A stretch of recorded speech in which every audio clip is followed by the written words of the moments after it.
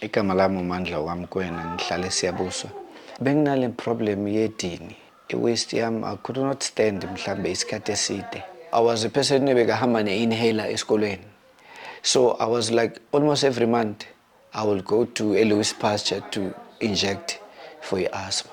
So manje ngiyazibuza ngithi mara if eza la phela la kulapho ngihlatshwa khona injection.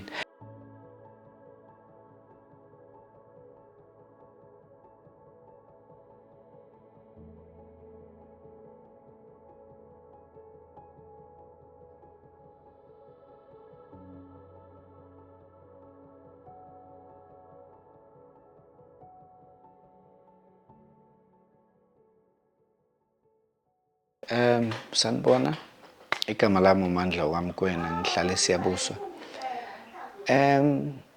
Mina benginale problem yedini. I-waist yami, I could not stand mhlambe isikhathi eside. Or mhlambe mangenza something ngagobondela. Nje mangimela usukume uyezwa nje ukuthi khalo idini lami libuhlungu, and akusinto yanamhlanje le. I remember by the time bengibe umuntu obedlala ibhola while I was still in school, so I thought maybe mhlambe it's an injury engayithola while I was playing soccer, which is we are speaking about 20 years ago. So but the more iminyaka yahamba, this thing, it's been logo iyaqhubeka, ngizitshela ukuthi hayibo kanti lento ayipholi. I even accepted with this pain, living with it, because I knew ukuthi wherever la ngikhona mangiyosebenza kancane ama sit down guy, mangiyosebenza kancane every time mele ngihlale phansi. So this thing was a problem kimi kakhulu. I-pain mawuthi uyasukuma nje uyezwa ukuthi kuzwa ubuhlungu. So ngenhlanhla ngahlangana nayi i-company bathi APL Go ethengisa ama-sweet. I said, but ama-sweet, ngacala nje nami ngaba skeptical ukuthi mara obabona ama-sweet bathi angapholisa umuntu. I-sweet phela is something esicabanga ukuthi thina we just take it, siya-enjoy libamnandi. But ukuthi linama-results, I started ukuzwa nje ngaba ngathi yazini awuthi ke sizame sibone. Ngangena, I started taking ama-sweet. So ama-sweet engike ngacala ngabo concerning indaba yedini kwaku-STP ne-SLD. So this sweet nakhona ngacala ngama-sweet amaningi. I started taking one a day mhlambe, sometimes ngikhohlwenyana, after 2 days futhi ngiyathatha, but the pain keeps on iba khona, ngami isikhathi eside iba khona. So but the more ngithatha lama-sweet lawo, after maybe boma 3 weeks ibile sengiyakhohlwa ngithi awu kanti konje le nkinga yami ebenginayo, what happened? Hayi, ngibuye ngithule ngithi hayi mhlambe isasekhona, but angikayizwa. So ngichubeke ngawo lama-sweet, but into ebengimangaza bangiwathatha lama-sweet, they were directly eza la ngizwe la kuba buhlungu. Isibuza ukuthi mara kanti lama-sweet anjani, why eza la? I said, but mina inkinga yami phela idini, but wena weza edinini eza la next to idini. Manje sengiyakhumbula ukuthi I was the person ngithe mangikhula ngaba ne-asthma, I was asthmatic. I remember ngisafunda boma grade 1, because mangifika ku-matric bese almost 5 years ngi-asthmatic. So I was a person ebekahamba ne-inhaler esikolweni. So I was like almost every month I will go to Louis Pasteur to inject for i-asthma. So manje sengiyakhumbula ukuthi but I was injecting almost every month, if not twice a month, because of the situation. It was a severe one, it was very severe. That is why bengikhona uhamba ne-inhaler ngayishiyi everywhere la bengiyakhona. So manje ngiyazibuza ngithi mara if eza la phela la kulapho ngihlatshwa khona injection. So ngaba nalento ukuthi sekunelelweji yalama-sweet ukuthi oh musi lama-sweet kushuthi the more bangihlaba injection la ama-cells lawa wami la aba damaged.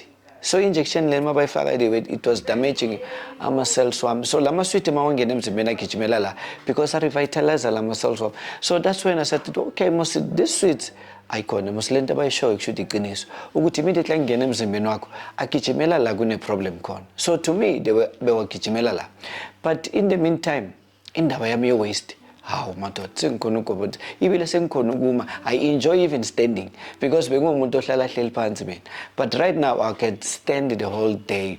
Shuthi angisena problem yokuma, angisena problem yokugobondela because of ama-sweet. These sweets, I mean, they've done it for me in terms of waste, I'm right, and I still continue because nyawatata. I know it's not a treatment, but I believe, Guti, there are a lot of things which are not right emzimbeni. We don't even know some of our dead cells in our bones. So I keep on taking, that's a way lifestyle to me. To eating sweets for me is no longer a treatment, but a lifestyle. Affected kakhulu, and I remember mangisaqala ukusebenza, I worked in a restaurant. I used to work at McDonald's. That's where I started to ukusebenza. So that's where I was feeling the pain after sengifike endlini, because now usasebenza sometimes you don't even hear. Mara mawufika endlini la uyohlala khona phansi, that's when you start realizing ukuthi ay musikuyanyiwa. So I've experienced that. Ngagcina sengumuntu ophila nama-painkiller. I used to buy ama-painkiller. I can even tell you ukuthi ama-painkiller kimi ewewa best which ones and which ones. Bese sengiwazi nangamagama. Mangifika e-pharmacy, I was even calling them with names. Ama-painkillers, because this is what I was used to. Every time being a painkiller, there was no way but I don't have a painkiller, because I knew the pain ebengizwa after ngiyosebenza or after ngihleli, because sometimes even mawuhleli the pain sometimes will come and strike.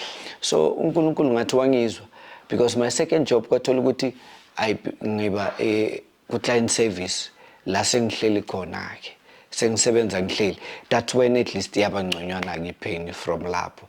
But it was not even ukuthi ihambile, but it was better because bengihlala ngihleli. So as ubaba ongakhona ukuhamba yokwenza ama 1 2 3, it really affects you. And sometimes you figure to families you can't even do anything. Sekuba ngathi wena uyazitshela or wena umuntu osenza ngcono, because you can't do this and ngapha uyindoda. You can't do this and ngapha uyindoda. It really affected me a lot. Sometimes you are even afraid ukuhamba uye kubomakhelwane and help out. You help out at 2 minutes uhlala phansi. You become a laughing stock. Sebangathi hayi vele siyamazi lo cheese boy.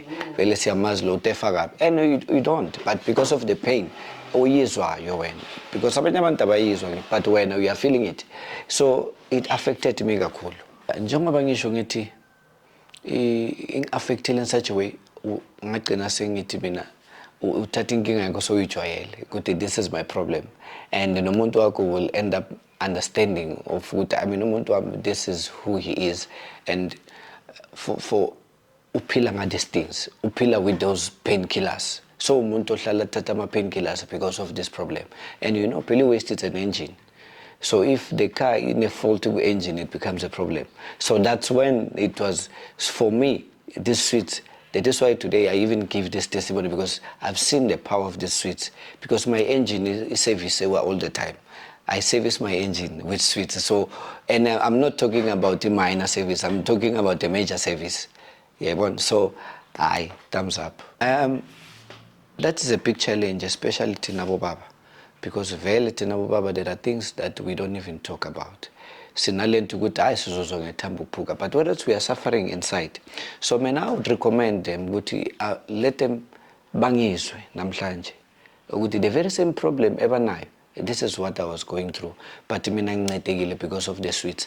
I would also like to advise them ukuthi bobaba nayi a solution.